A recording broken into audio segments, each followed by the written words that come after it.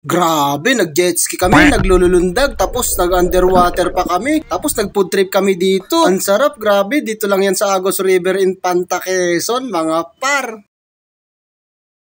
Bumiyahe ako ng madaling araw, punta sa Shell Pugon sa C5. Nagtaho pa nga ako dyan habang inaantay yung tropa. Bumiyahe na nga kami at ito ang aming rota. Tapos nadaanan namin yung arko ng Upper Marikina. Siyempre, hindi pa kami nagalmusal sa kanya-kanya naming bahay. Kaya nung may nadaanan kaming parisan, kumain na rin kami siyempre. Ang sarap din ng pagkain dito, sulit eh.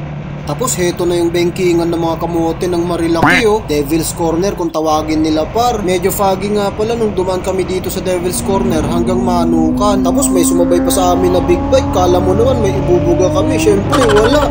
Tapos huminto pa nga kami dito sa may Manukan para tagpuin yung isa ko pang boyfriend. Tapos nagkape na rin kami dito. Nag-iwan pa nga kami ng kape dito kasi sabi ni Roy susunod daw siya eh. Malay ba namin pag sumunod siya di may kape na siya. Favorite spot nga pala to ng mga rider for picture taking. Background yung Sierra Madre par. Hanggang sa madaanan namin to na kung saan Tanawang Maynila. Kumuha na rin kami ng clip dito. Syempre salamat kay pareng Idol dito sa drone clip niya. Bumiyahe na nga ulit kami hanggang sa makarating kami dito sa arko naman ng Infanta Quezon par. Dito syempre hindi pwedeng wala kaming picture dito at clip dito. Stop over muna ulit dito sa Malamang. Yun oh. O diba ang ganda mga par?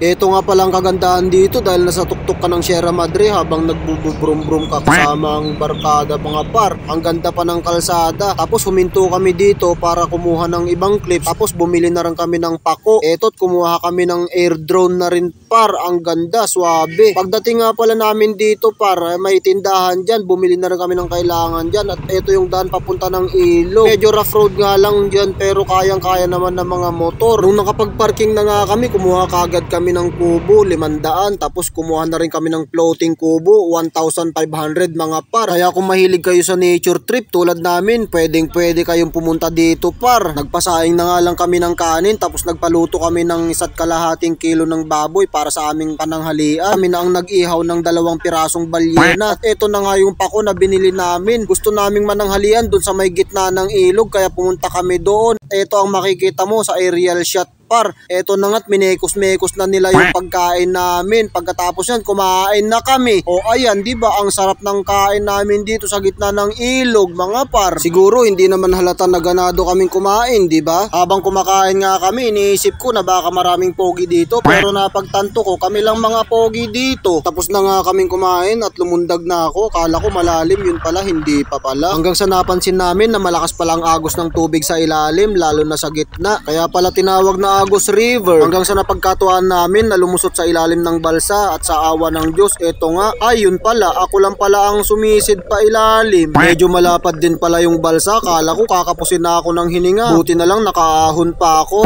Nagsawa na nga kami kakalangoy kaya napagkasunduan naman namin, nasubukan namin mag jet ski dito par. Ay kayak pala. Eto talaga yung inaantay kong pagkakataon eh, yung masolo ko si Idol mga par.